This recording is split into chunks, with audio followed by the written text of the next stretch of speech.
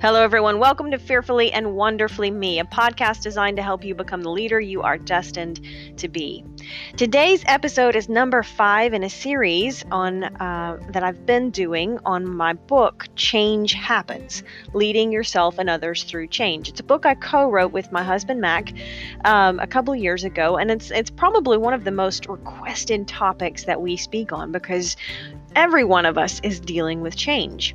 So you might want, if you haven't heard the previous 4 episodes, you may want to stop and go back and get those first. But I do a lot of the principles and teaching the principles relative to embracing change and leveraging change in those first 4 episodes. So a little bit different today, a little bit different twist today, is that I wanted to kind of tie some of the principles together and share a story with you.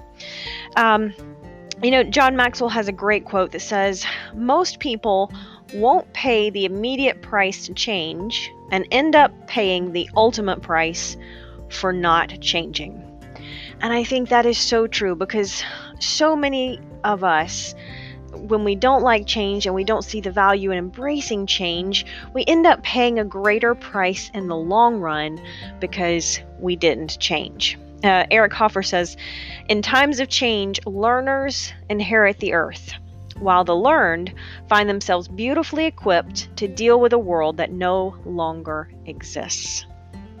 Think about that. Those who have learned find themselves beautifully equipped to deal with a world that no longer exists, right? It's the learners who are inheriting the earth, those who are continuing to learn, continuing to grow. And I've said it before and I'll say it again, I'm just such a huge advocate for personal growth because it allows us to continue to grow and change and develop ourselves, and the world gets better around us when we develop ourselves, because developing ourselves and learning and growing is the key to getting more influence in life. It's the key to getting more opportunities in life. It's the key to being better prepared for those opportunities when they come. And it's just so critical. That's why I'm just such a big fan of just doing something every single day to learn. And, you're listening to a podcast, so today you're covered today. I love it. Early in my career, several years ago, I was working as a manager for a franchise, and we had a small team of managers, just a few of us, and we all had to work really closely together to keep the organization running pretty smooth. And so that meant if someone wanted a day off, we had to first make sure that nobody else was planning to be off, because we just didn't have enough staff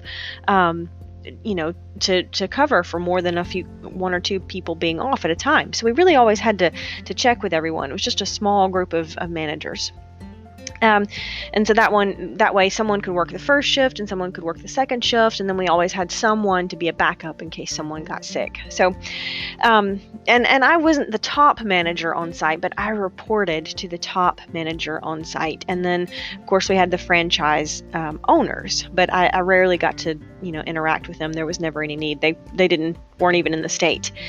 And I usually worked the day shift. That was one of the things that was important to me, because at the time Eric was still little, young and in school, and Mac and I were always juggling, picking him up from school and getting him to school and all of that. So, and then we wanted our family time, and so I didn't want to work a night shift. So it was always very important to me to work a day shift when I worked there. And so usually that meant that every morning I would go in to open up, and so I would be following, I'm going to call him Joe. Joe was usually the closing manager or the night manager. And so it was not unusual for me to go in and open in the morning, and whatever the store had been left in, whatever state the store had been left in last night, that's what I would open up to the next day. And so, Joe and I had to work together to some extent, because whatever state I left the store in, he would come into for the night shift, and whatever state he left the store in, I would come into the next day for the morning shift. So, it was never popular to leave a mess or anything like that didn't get reconciled or cleaned up or anything like that, because then somebody was having to come behind you and fix it. So, it would frustrate the other person if we didn't take care of all of our responsibilities. So, and I'm going to call him Joe, the night manager. Joe was really a great people person, and he loved to have a good time. He tried really hard to make everyone happy. He worked really hard to make sure everyone got the shifts that they needed, and he had really great customer service. In fact, sometimes he would give away so much free stuff because he just really wanted to make the customer happy, and he went above and beyond with customer service. And the downside to that, though, is that sometimes it was more important to him to make sure everyone was happy and satisfied instead of making sure that all of the work got done. So, for example, if someone wanted to get off early and go home, then he would let them go, get off work and go home early. But that meant that I would come in the next day and maybe everything didn't get cleaned or picked up or anything like that because somebody needed to get off. And Joe was the one who was responsible. There's always a dichotomy as leaders, being responsible to take care of the people who are on our team, but we also have a responsibility to take care of the organizational and the job duties and the things that we have to get done, the work, right? And that it's a balance. Both of them have to be respected. Both of them have to be balanced. And when it comes down to it, as a leader in the organization, I have to make sure that I'm meeting those organizational objectives. And Joe just wasn't really great at that. His strength was working with people. And so it definitely frustrated me when I would come in the next morning and I would just have to deal with a mess a lot of times. And I'd only been working there a few months before I started to notice this pattern. Sometimes there would just be things missing, or maybe the cash register hadn't been balanced or just closed out. And, it wasn't any big thing, but it was just a whole bunch of little things. But here's the thing. I wasn't the only one noticing. So one day, our store manager asked Joe to come in early for his shift and asked me to be a witness for HR purposes and documentation. And she really just had to say, Joe, look, you as the shift manager have some responsibilities. I know you love to take care of people, and that's a great thing, but you've got to balance that with your duties and expectations. And she kind of just had to lay it out in black and white and just say, hey, these are the things that we absolutely have to have you to have. Follow some of the ground rules about what you can give away and merchandise that you can give away to customers and what you can't. And, don't try so hard to be friends and buddies with the team members. We are running a business here and we need to be professional. And so she kind of just laid it out, and it really was a good conversation to have, because ultimately, as the top leader, the store leader, she had responsibility over all of us as shift managers. So it was definitely a conversation that she needed to have. And one of the reasons she needed to have it is we had a new franchise owner.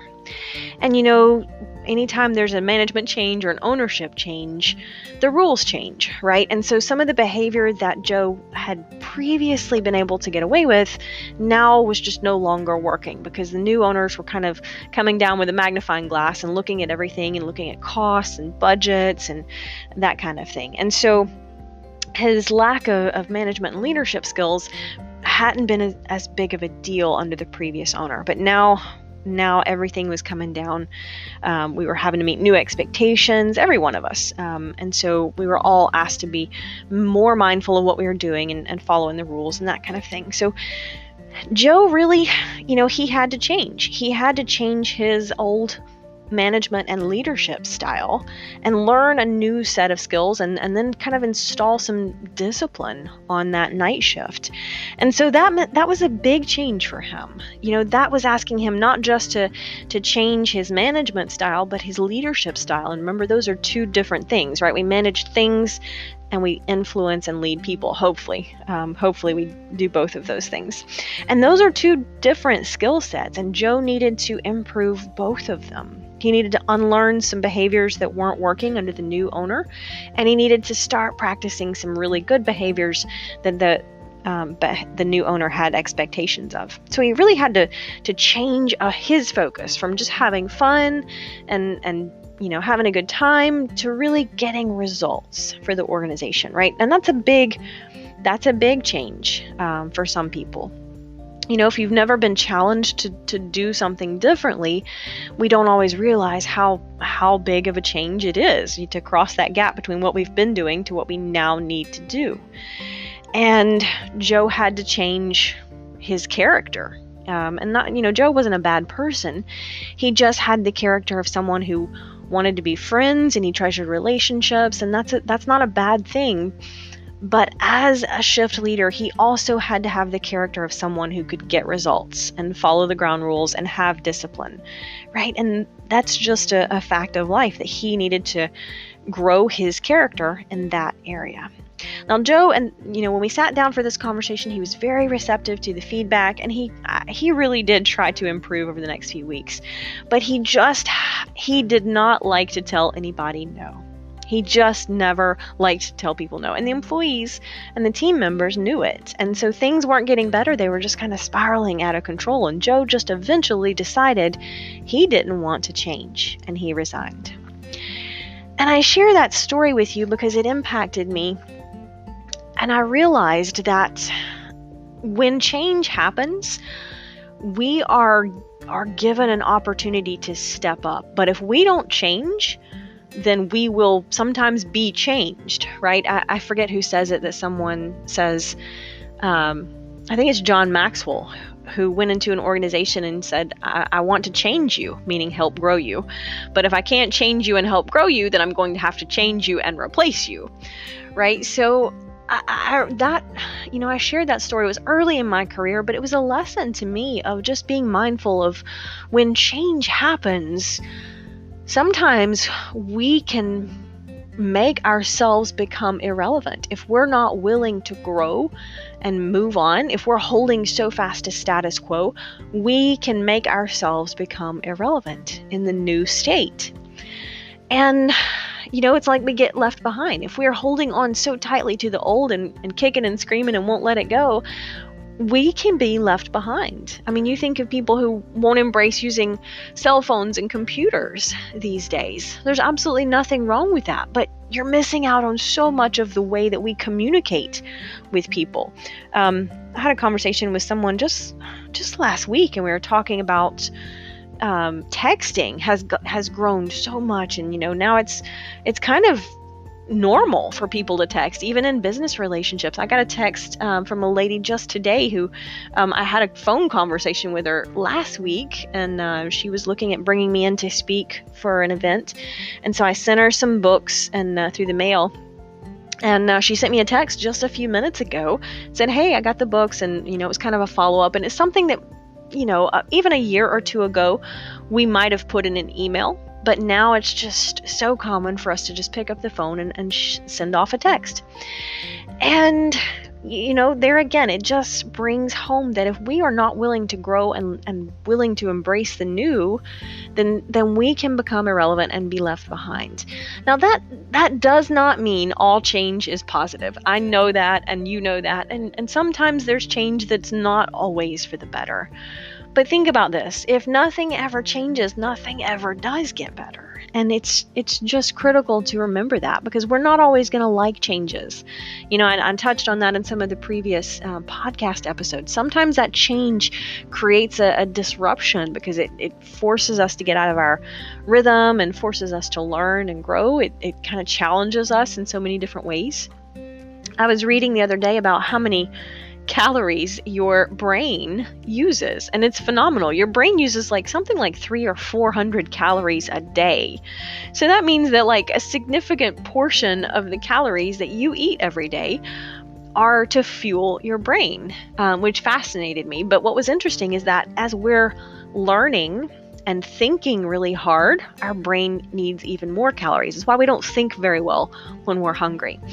So anyway, that's kind of a sidebar, but it was interesting because when we're thinking, it does require a lot of energy, and we really have to, when change happens, we have to think about that, and we have to learn and grow, and it does require more energy, and it's not always comfortable, and yet we know that that's critical. Organizations have to grow and change to meet the new demands of reality and technology and demands from customers. And people have to grow and change. And I've talked about that a little bit before, of the concept of growing before we meet challenges and obstacles is key to being able to overcome them easier.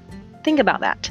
So when we can embrace change early on and be some of those early adopters or those innovators, it becomes easier and easier to navigate the obstacles as they come up, because we're willing to learn, to grow, we're quicker to adapt, and we are more comfortable being uncomfortable. And I think that's what it really comes down to, is it's recognizing that we never can get too settled. We never can get too comfortable with the way things are, because when that happens, we are stagnating, and that can just lead to headed backward, one way or the other, personally or professionally. The moment we settle and get comfortable with status quo is the moment that we stop growing. And who is it? I think it's John Maxwell, another great John Maxwell quote. That's been, I think, 3 on this podcast. John says, "No great leader in history ever fought to prevent change." No great leader in history ever fought to prevent change, right? You think of all of the great leaders, they're always fighting to bring change, positive change, which is why they were great leaders. And it takes a great leader to bring a massive change at that level, because it's not easy. It's tough. It requires influencing people at a high level. It requires leading and influencing yourself at a high level. And sometimes that's even more challenging to do, but that's where it starts. Remember, the key to influencing others is leading ourselves better first. And embracing change is one of the key principles to doing that. Until next time.